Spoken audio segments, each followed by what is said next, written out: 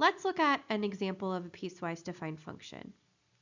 The following table shows the 2011 federal income tax rates for 2011.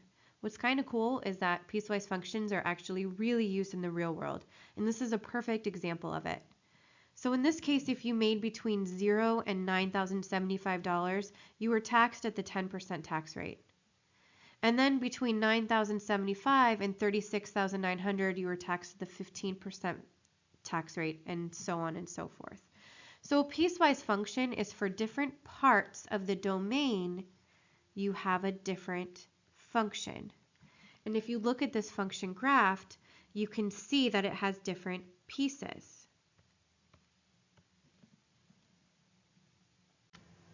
A function that is defined by different pieces on different parts of its domain is called a piecewise defined function. So if we look at this example, we can see here we have a piecewise defined function that has three separate pieces. You use the formula 3 over x minus 4 for all x values that are less than or equal to -2. You use the formula 7x minus 8 for all values of x that are between -2 and less than or equal to 5. And you use the formula -11 if your x values are larger than 5. So let's actually plug in some values or substitute in some values of x and see how to evaluate this type of function. For the first one, f of 0, so this means that our x value is 0. Looking at the three pieces, 0 falls in this piece of the domain. It's between -2 and 5. That means we will be using the 7x minus 8 formula to evaluate f of 0. Plugging in 0 for x, we get 7 times 0 minus 8, which is -8. Looking at f of -6, this means our x value is -6. Going into our function, we can see that -6 are values of x that are less than or equal to 2. That means I'll be using this part of the function. So f of -6 equals 3 over -6 minus 4, which is -3 over 10. Going to f of 8, that means our x is 8. 8 is larger than 5, so I'm using this part of the function, which just means that f of -8 is -11. Now, f of -2. You can see that we can't use this middle function because that's only for values that are strictly larger than -2. This first piece, though, is for values of x that are less than or equal to -2. So we'll use that first piece to evaluate f of -2. And I get 3 over -2 minus 4, which is -3 over 6, which reduces to -1/2. And then last, f of 5. So in this case, I'll be using this middle piece because it is less than or equal to 5. So f of 5 is 7 times 5 minus 8, which is 35 minus 8, which gives me 27. Let's do another one that's a word problem. A cell phone company uses the function below to determine the cost C in dollars for G gigabytes of data transfer. So we have C of G equals 25 if so the gigabyte usage is between 0 and 2, and 25 plus 10 times G minus 2 if your gigabyte usage is 2 or above.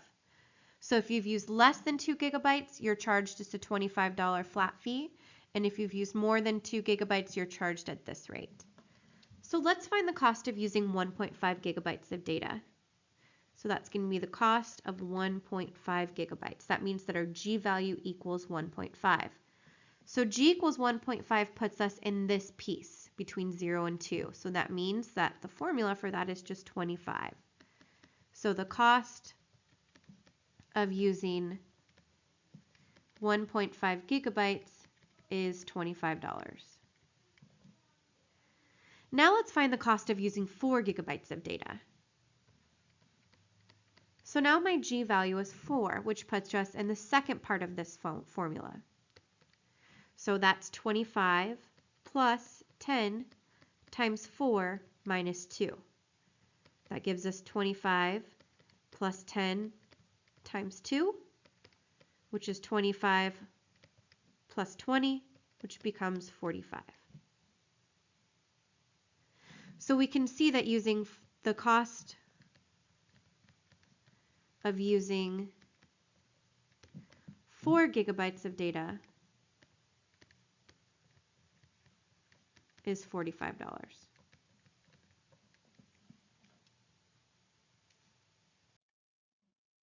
Let's look at a piecewise function graph and answer some questions about it. State the domain and range of G. We can see that G has 3 different parts. Finding the domain. So again, domain are all of the different possible x values. So looking at this domain, based on this arrow, we can see the smallest x value that this function takes on is negative infinity. And it looks like every single x value has at least one y value that it goes to until we hit -2, and we might have an issue. But it looks like at -2, it does have a y value that it goes to. So we're okay. We don't have to break up our interval. Again, every single x value has a y that it goes to until we hit 3. And at 3, we have this issue where we have an open circle above it and below it. So that means that there is no y value that goes with x equals 3. However, all of the values up to x equals 3 have at least one y value that they go to. So we'll close that interval up at 3. And then from 3 all the way up to x equals 7, those also all have y values that they go to. So not including 3 since there's an open circle there, and then we'll close it up at 7 and there's a closed circle there, so we'll use our brackets.